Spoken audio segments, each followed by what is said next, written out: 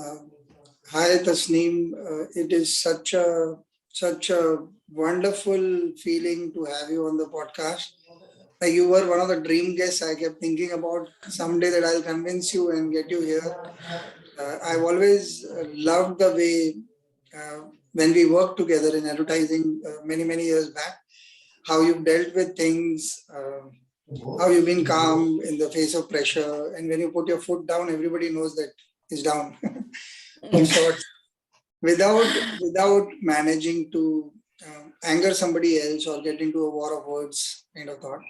So welcome on this podcast and thank you for taking the time. Thank you. Thank you so much for having me here, Bunty. And thank you for all those kind words. I'm truly honored to hear that. Sometimes I feel like just the way you describe me, it's true. It's absolutely true. But sometimes I don't realize it myself, that this is how I come across, or this is the kind of person that, others can see me as. So it's Yeah. good to know Can you that. can you give us a basic introduction to what you're doing presently for our audience? Sure. So my name is Tasneem Papadia. I'm currently staying in New Jersey, US since the last 5 years. And I'm working with the New Jersey State Government Organization. We are a nonprofit organization wherein we represent the municipalities of New Jersey in front of the state and the federal government. And one part of the organization is that we publish a monthly magazine, which goes out to all the 564 municipalities of New Jersey. And I joined as an advertising coordinator where I work for getting new ads and coordinating the current advertisements for that monthly magazine. Oh, wonderful. When you told me this, I didn't realize there were 564 municipalities that you're working with. That must be by itself quite a admin kind of job where you are structuring everything.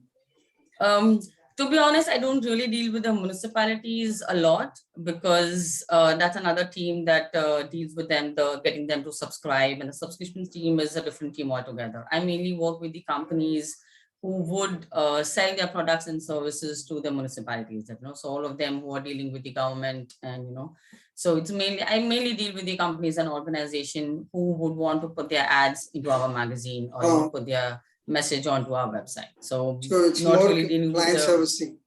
Correct, exactly. So it was kind of like, going back to the full circle. I started my career with client servicing, I was in the same firm where we first initially we were introduced to. So that is the main reason why I got attracted to this profile, that, it took me back to my earlier days of my client servicing days. So yeah, here I am. So, okay, let's start uh, at, at where the pain of the problem is, where client servicing is concerned.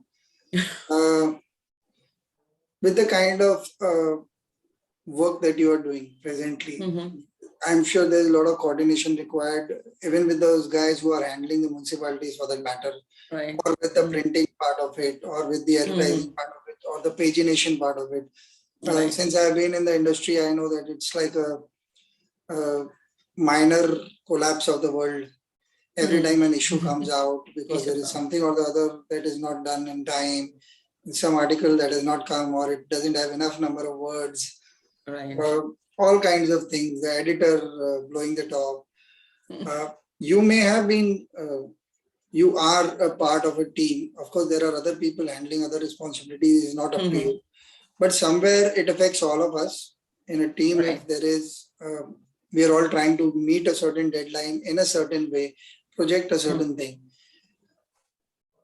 Individually, how do you take the pressure when it comes to you, or if it's to somebody else or about something else that is affecting you? How do you take the pressure of the job per se?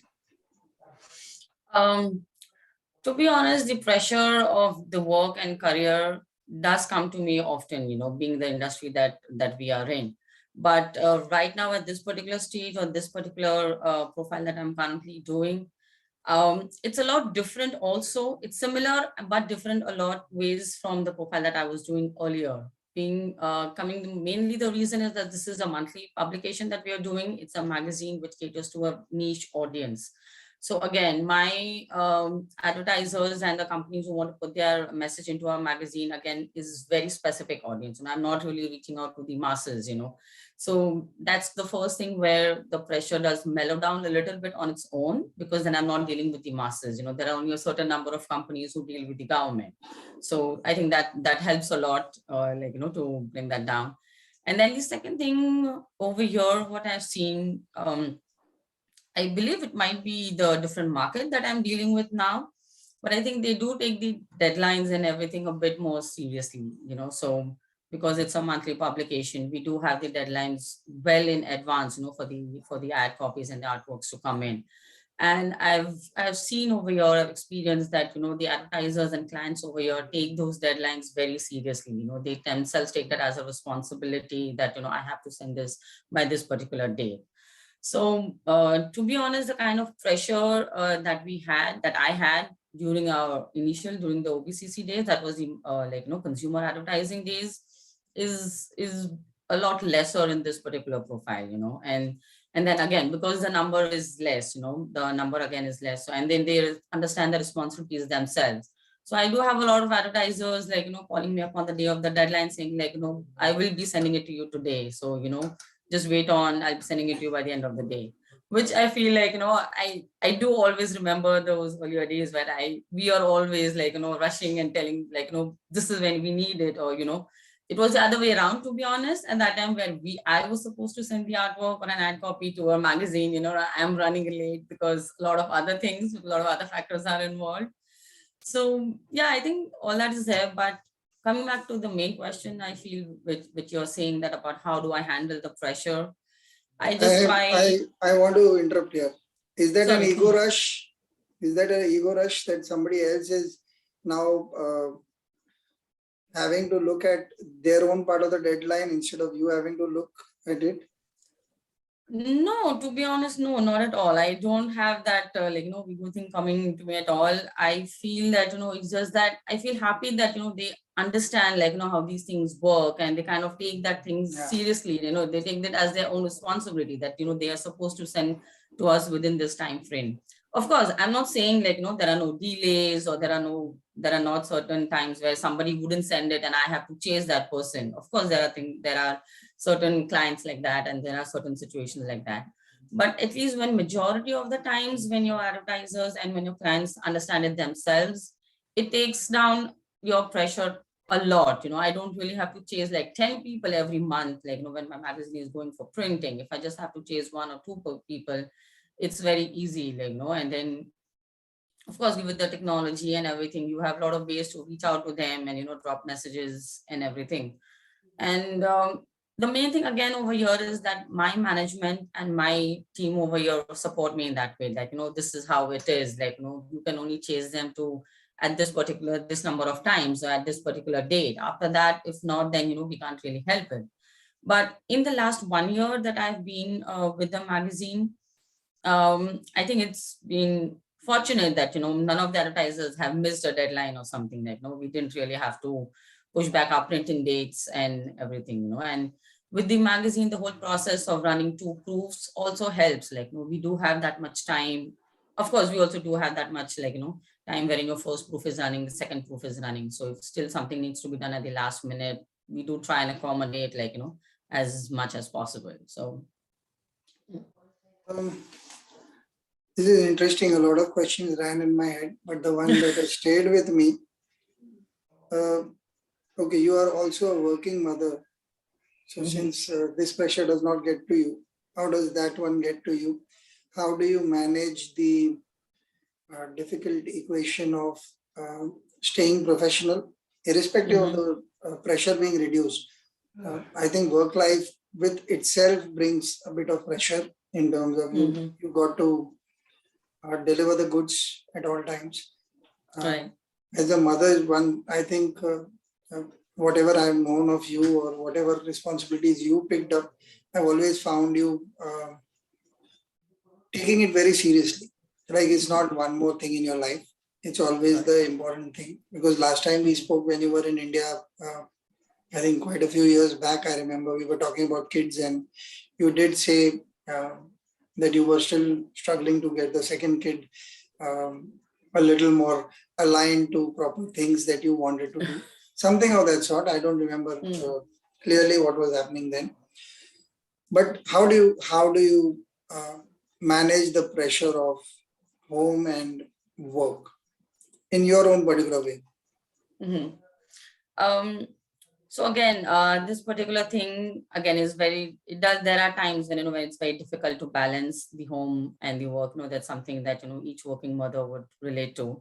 But from my perspective, from my personal perspective, the very first thing, I was not ready to look for a job or, start my work again over here unless I really thought I was ready. Unless I really thought that I could, the kids were also there was something to be managed for them, unless I thought if they need me full time, if they really need me more, I wasn't ready to pick up a job, even if it was any kind of job. So I think that's the reason why I did take a while, even after coming to US. It's been 5 years that I'm here in US, but I just I've joined this organization just a year back. So I think initially when we came, initially, of course, there was also about settling down with the new country and everything. That took some time. And then when I had my second child, I definitely knew that, she's going to need me more than ever, when I want to be there for her. So I think the first thing I did was I did not want to rush into getting a job, start my career.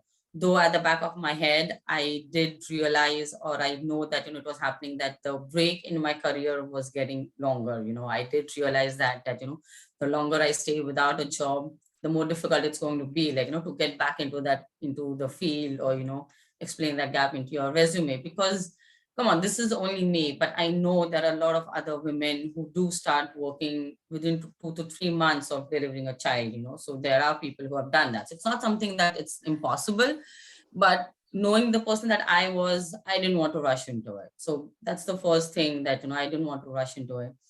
And then now I know that my older daughter is old enough, she's independent to do things her way.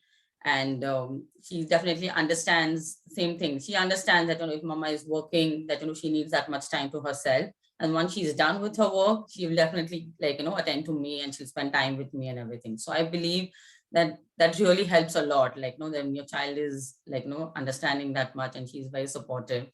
So that was one thing.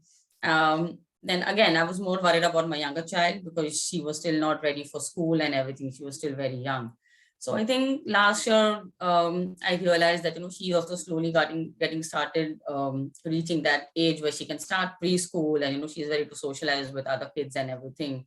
I can start looking at that option of probably a daycare if needed, or, or a caretaker or something. So I think that's when I slowly started looking for opportunities and everything. I wanted to see what was available, and, where I would fit in, or what I would want to take up. Again, I didn't want to take up a very taxing job, or a very a stressful job that I knew that I wouldn't be able to manage. I knew that for sure. Even if it meant that I was not going to earn that much, because advertising and marketing, when you say it's US, and when it's a New York market over here, you do know that there is a good amount of money.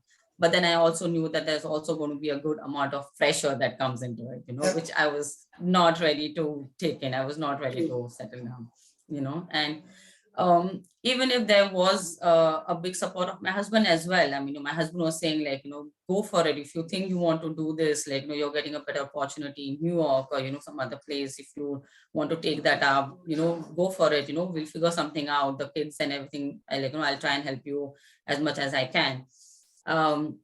Which again, I feel I was very fortunate and blessed with that, I was having the support. But I didn't want to take that up. I just felt that, if I take it, it will just going to be too much for me in the first few months. And if I'm not able to give that much commitment to a job that I take up, I didn't want to do it in the first place. So I think that's where the whole thing came up. And the main thing over here, I also wanted I started looking for a job, was I wanted to work. That was the main criteria, that I just wanted to start working. Definitely my first priority was that if I get a profile or a job into my advertising field, which is something that I've done and which is something I like. So that was my first criteria. But I was also ready to take up something in a different field, which was less stressful and which, which would help me organize. So my main thing was like, that I could have a fixed hours, like, fixed number of hours during the week, which I could give. So I knew that, I can allocate my time to work differently, and then I can allocate my time to family and my, like, to my house separately. So I think that having that um, bifurcation or that division, or having that boundary line at the very beginning really helps. That I really didn't want something that would, like, overlap both of the things. So that kind of helps. It's quite an elaborate answer, and I am glad that you kind of most of the time when we have short answers, sometimes it kind of jumps on the reality of the situation. What I liked was for a brief glimpse into the life that requires decision making at every point of time, because for everything that you gain, there is something you have to lose. I have a question there. You seem so rational and structured and well thought out in this decision, which is obviously a reflection of how you think and take things in life, perhaps at your job, in your personal life. What happens to impromptu emotions? What happens to greed? What happens to, oh, I can't let this opportunity go? What happens to Tasneem then? Does she react, or is she like absolute nibbana? To be honest, I don't know. It's very funny. I've never really had this thing in me that, the greed that I'm losing out on this opportunity. I think I've always been content with what I've had, and if I'm able to accomplish or deliver things. So I think that's one thing always about me. I don't know if you take it as a pro or a con. There are a lot of people who take that as a con, that you can't really settle down for everything that you have, and you should have that thirst, that for more. But that's something I think that I never kind of had that, like, I don't know why, and I never even tried to arouse that, probably, like I said, I was very happy when I got this particular profile, and when I was selected for this particular job, I was so happy that, yes, I'm going to go back to my old profile that I started off with, which I'm going to like. And at the same time, I also knew that, again, this is not going to be a very stressful job. I was confident right at the beginning that I will be able to manage this. I will not be able to, like, get caught up with that whole stress thing. And it has happened like that. And to be honest, I think another thing that also adds on to this is that most of my colleagues in my team over here, they've been here since 20 years. They all have been here since the last 10, 15, or like, my manager has been here since like 20 years. So I feel like, they are also probably in the same, like, genre as me. I mean, it's very difficult. I mean, going on to the other private companies, or other advertising or the IT firms, I know that people, nobody stays in one firm for this long a time. That so I kind of, like, it also was there in my head that this is the kind of place where I'm going to gel in. Like, people are like me, even before I knew them. Like, before I met them or spoke personally with them, because I joined during the COVID time. So I'm still working remotely. So I'm not had a chance to meet with everybody that often. So you look up to them for this, is it? To be honest, I wouldn't say I look up to them, because they would have their own. See this as a positive, is what I meant.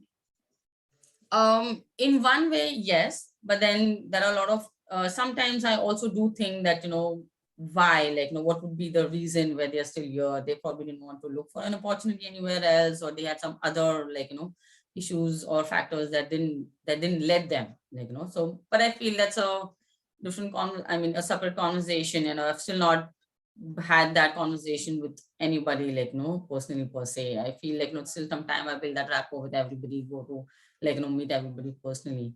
But coming back to me, like I said, so I feel that, I just get so busy with the day-to-day things in, like in life, managing your work and house and things. I probably don't even look out for that opportunity. If there's some other opportunity waiting outside for me, or if there's something that I'm missing out, I'm probably I probably not never paid attention to that particular thing. I just try to manage each day, and I just make sure I want to do my best every day, be it at work or be it at home, with family or my personal time. So I don't know, for some reason I've just not gone to that, I'm missing So out on this one and I should be having this also and that also.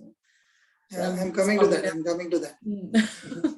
I have a small question. Say, suppose you have a feeling that you're getting a cold and suddenly you see your favorite ice Mm. cream and Mm. you've been wanting to, or and after a long time, as luck would have it, uh, Mm. you are around and you can have it. Um, it's everything is perfect, just that there might be an impending cold. So, Mm. do you worry? Do you have it? You don't? What do you do? To be honest, I would worry. Yeah, I would worry that, I'm going to That get you a have the cold. ice So, cream? no, I wouldn't probably. I wouldn't. Okay, so let's go there now for a bit. Mm. Is it fear or is it discipline? I feel it's more of discipline with me. It's because like if you know that I'm the way that organized that I am, or the structured person that I am. I think it's just got discipline with me. I'm used to doing things in a certain way, and I just like things being done in that way. So no big change, or and if I know that this is something is going to happen to me, I would resist it, so this is something that is happening even now, as you would know, it's the month of Ramadan, where we observe the fast and everything. So throughout the day, at the end of the day, when you break your fast, definitely you're tempted to eat a lot of things and have a lot of things. But I am controlling myself. I know that if I have even a little bit of a soft drink or a cold drink, I know I'm going to I may come down, and then I'm so I don't want that. So I would control that. I would resist that. I would just no, not have it for sure. So I Yeah, guess that's that's the way that's I am. nice. So can I ask you a dark question on that? Mhm. Can I ask a difficult Sure, question? sure. Go ahead. Okay, the I'll see if difficult I can. question is, um, life is, it's nice that you're organized and life has Mm. been working according to plan as much as you would want it. Um, but life isn't always the same. There are times when certain things come up which we are unplanned for. COVID being the biggest example, the whole world coming to a stop is almost an insane movie Right, fantasy of right, some negative character, not even the right. positive character. Mm. There. I remember there have been so many days that I was on my bike going to buy some essential that wasn't available, or just going for a ride because I was frustrated sitting at home. Mm. And I used to look around and look at the dark streets, nobody on the streets, and wonder whether it was like one bad dream that one day one would wake up from. It was insane. Mm. The whole world come, like individual problems one deals Right. with, and all of us have some or the other. So now, in this nice structured world where um, decisions are still in your hands and you're doing things that should be done, Mm. um, they are working for you. What if a time, one though I want to know, in case something has happened which was not going according to plan, and then how did you deal with it? If you can share Mm-hmm. with us, or else if it hasn't happened, what if something like this were to happen to you, which is not a good thought to have to start with. A lot of people would fear having such thoughts. Uh, Mm. but what if something were to happen? Because life is independent of us to a larger extent. Things Right. happen because they happen. Obviously, there is the law of cause and effect. Something that we've sown, we will reap. All those things Mm. happen. But we are not aware. And Right. mostly we are very reactive because something happens to us, you don't like it. Um, so how do you see yourself in that kind of condition? Um. um Again, the way that organized or structured person that I am, and it's kind of ironic, when you say that life is completely in my hands and it's been going exactly the way I planned or I wanted. To be honest, I wouldn't say that it applies to me completely, because coming back to the person that I am or where I came from, I never had this big dream of going to US or, settling down in that particular country. So I think from where I was to where I am now, having moved and, having stayed in different countries or different places, for the past 10 years of my life, I think that big change has been a part of my life now, since the past 10 to 12 years. And there was some of those changes where I did not foresee them coming, or I had not planned them, for them to come. So if I'm being truly honest, coming to US, basically, it wasn't really on the top of my list. So it was not on my list at all that, I ever want to go to US and settle down, because I was very a grounded, homely person, family person, that whole thought of going physically away from family and, being there by yourself. Of course, my husband was there and he was a big support, and he wanted to do this. But I think, to be honest, I ultimately I have learned to go with the flow, and then I try to take one step at a time. I don't really like to look so much into the future about where things will be after 5 years, and what will happen after that. I just kind of, I know where if things I can't help, if I don't know what's going to happen, and if there's not something I can help it right now, I just try to take one day at a time. So I think that that helps. But yes, there are a number of times where things haven't gone the way I planned. So it helps discussing it out. Sometimes I would feel that I have this certain set of beliefs or perceptions that this is the reason why I do not want to do this, or why I do not want to take this step. But then just discussing it out with family, or mainly discussing with my husband, really helps, because it kind of gives me a different perspective. It kind of helps me see things how he is seeing, he sees things in a different way altogether. And over here, I think we balance each other out in terms of, I see things, everything more very emotionally and personally, and he's the one who sees things more practically, and things where you need to take a step. So we kind of it helps, it helps him also. He sees my perspective, and he sees things in a different way over there, and I see things in a different way when I talk to him. So I think that's where we kind of balance each other out. And then there are certain things, again, coming to US again, if I would say, firstly, it was also because it was his opportunity. It was the job opportunity that my husband got. So it was something he was getting, which I knew I probably wouldn't get it in my field ever, unless I really take that big step, or a big bold step from my end, that I come to a different country and start looking for a job. Yeah. So I think it's just like I said, I just try to take a deep breath, and just take things slow, take one step at a time, or just take one day at a time. So I think that really helps. It's quite interesting because uh, it kind of says that you use structure and discipline to you made it as a tool to use it for having a better life experience, if one were to loosely call it that, in your way. Does it ever make you feel like you missed out on the impromptu fun things that one can do with life?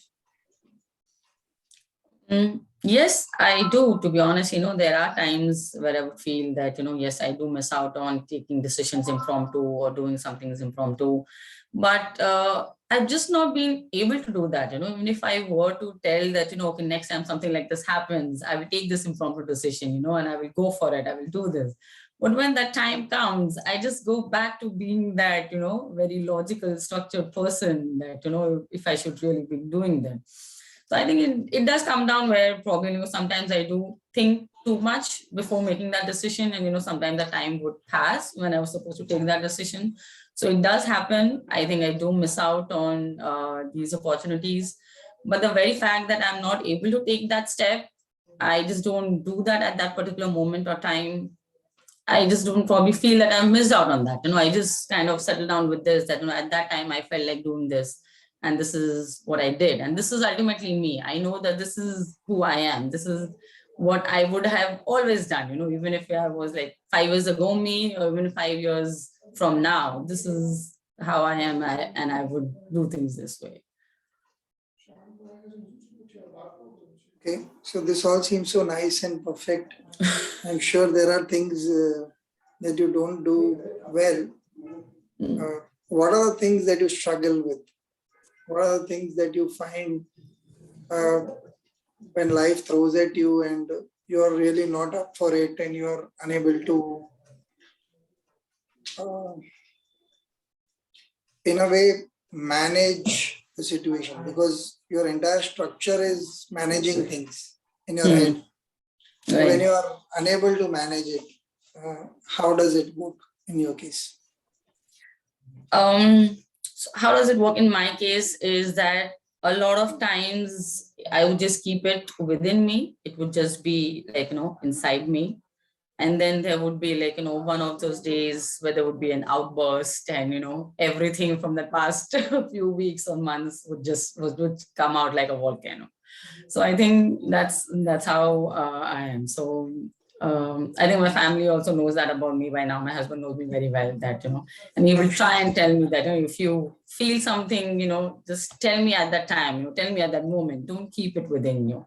But I think that's the two things where things don't go as per what I've planned. So I think there are two main factors over here. One, I believe, is expectations, how you expect things to go, how you have thought about, like, no, this day will pan out like this, or this week will pan out like this. And it doesn't. I mean, nothing plans out exactly as you have thought in your head, so that's one thing. And second thing is expressing emotions. So I think that's the two main areas where I struggle with a lot, like, managing expectations. Sometimes I do have this fixed set, like, no, this is how things should be, this is how it should be done. And you can't really expect everybody around you to work in that similar fashion. You can't really expect all the situation to work out accordingly. So yes, there are times when this would happen, and how it would affect me is, like I said, most of the days it would be within me. I would keep having that conversation with myself in my head. It's running in my head throughout the day that, this is what I want to say, or this is what I'm feeling right now. It just won't come out. And then after, like, there'll be one fine day, it will just, like, everything will just erupt one day. So one kind of last question here. When this dialogue happens inside you, before you come out as this volcano of emotions that everybody else might be fearing, what is this dialogue? What do you tell yourself? I want you to imagine a situation that has happened either now or in the past. What is the dialogue? When you start, is there a certain anything? Is there a certain bias towards your own point of view? Are you actually calculating if the other person is right? What happens? And because it gets stored up and comes out later, I think one thing before I continue the question is that I want to take this away from you. It's not you, it's all women. They have a natural innate talent for this, to name an issue that you've completely forgotten, and men have no clue, trust me. We think, "ठीक है ना, हो गया, what's the big deal?" And then suddenly you realize, oh, it was a big deal, just that I was a didn't big I don't know. So, yeah, to stick to the seriousness of the question, how do you talk to yourself? What happens inside? I think what goes on inside my head is I'm just telling myself that, this is what I expected, this is how I wanted things to go, but it didn't go out like this. So how I could have changed it? Should I have done something at this point? Should I have, like, said something at this point? But then I would also try to imagine or put words into the conversation from the other person's perspective. But, this person would then tell me this would be his or her response, it would come back to me. Or so there is something I do try to rationalize just myself first, actually. I just try to put my thoughts over there that, if I was really right, what if the other person had a different perspective? What if he did not see things the way I am seeing? So just that conversation in my head is mainly just talking, getting that frustration out that, this is what I expected to happen, but it did not happen like this. Why it did not happen? Why can't things just go the way I want them to be? And I think that's about it. It's just saying that in a frustrating manner or in an angry manner right inside my head, kind of like, it's kind of like, gone for that moment. So that's that's there. And one thing I've learned is that the other person does have a different view. The other person sees things in a different way many times. He or she can't really see things exactly the way you want them. And the same applies for me. I didn't really see things in that perspective. I'm seeing in my really, like, the horse eye view things that I'm used to seeing, basically. So I don't really, Does I try this, not to. sorry, does this thinking um, help you react lesser? um React lesser, you Intensity, mean in? intensity, number of episodes, all of that. This thinking that the other person may have a equally. I'll give you a small example that I just remembered day before. I was talking to a friend, and there used to be this Taoist website, and the guy had written something to the extent of, if you ask me a question which is kind of going to provoke me, I'll answer you once. But after that, if you want to persist with your argument, then please know that I am as adamant about my point of view as you are about yours. So he just put a disclaimer on the website. And I used to love it because it's so beautiful. Like it respects his own self. And it is also telling you, let's not get into arguments. We are not here to, Right. you don't love everyone in the world for the Right. It's okay. We can live with differing opinions. So I'm coming from there. Do you think over a period when you have started doing this, the other person may also have a valid point of view, or at least a certain validity in his or her point of view? Does this help you react lesser in intensity and the number of times that you react? Because collection में 10 की जगह 8 हुआ क्या is what I want to know. No, I think it definitely has. It definitely has reduced the intensity and also the number of, like, emotional situations that sort of arises. Yeah, it does, like, because um like over the years, like, again, like I said, I've learned that, everything can have multiple perspectives. Like, even if it's a simple thing, like, somebody would just see it in a different way. So I do believe that, it's kind of mellowed me down a lot. And then definitely, like, with kids around, again, you have a whole new perspective, like, from their point of view. And you definitely can't expect, like, kids to act or behave in that particular way that you see them behaving. So that gives you a new perspective again altogether, that, kids don't see exactly things the way you see, even the way you want them to see. Like, of course you would want that, my 10-year-old child should see things in this way, but she won't. Like, she will see things her way. She, like, she will see things in a different light. So I think it's just kind of, definitely, yes, it does help, and it has reduced that intensity and the number of eruptions, I would say. Like the word eruptions, I resonate with it. I want to, one little episode that has been happening in the last couple of days, I realized there was something I was miffed by. A lot of people do ask what happens. My daughter herself is quite as why do you have to meditate every day, and it's so boring, and why does one have to, whatever, you look at the breath or whatever aspect that people choose to meditate with. I do Vipassana. So she's done a bit of it, 1 or 2 one-day courses for children and all. Oh, okay. So Nice. she keeps asking that why do you do it and what is there to gain from it. Of course, on the spur of the moment, when she's in a learning mode and when I'm saying good things and she's saying, so my dad is not as idiotic as I thought he is. So that kind of works for that, right? But sometimes it's also that it's very boring, like your self-imagery that you spoke about, that impromptu you want to do things. Like initial few episodes when I was looking back, I didn't even have a reaction on my face while you were saying that the world was collapsing. But it's not that I didn't have empathy for you. It's just that we calculate it and move forward. But Right. there is a possibility of damage in your plans always, and we live with it. Right. So coming back to the example, so I was a little upset about something that had happened, and I was also looking at myself. How am I reacting to it? Like both things. When you are a little calmer, obviously not at the Right. moment, but I kept asking myself, so why are you feeling bad? So somebody said something which I wasn't liking. And I was saying, so why are you feeling bad? So what is it? So, oh, you provoked this by doing so many things. So you should calm yourself down. You shouldn't begin aspects of life like this. And as much as one can. And I then the beauty is that you realize that you and only you are responsible for your reactions. The Right. situations and other people may have a hand in it. They are the execution of the problem, but you are the one who set up the problem. So yeah, that is a little episode that I wanted to share. And thank you so much for the time and the wonderful answers that you've given. You are as I thought you would be. So Glad to hear that. Thank you. Thank you so much for having me, Manti. Yes, it was yeah, nice to catch up with you. Yep. yes. See you around. Thank you. Thank you. Yeah, see you around. Take care. Bye-bye. Bye.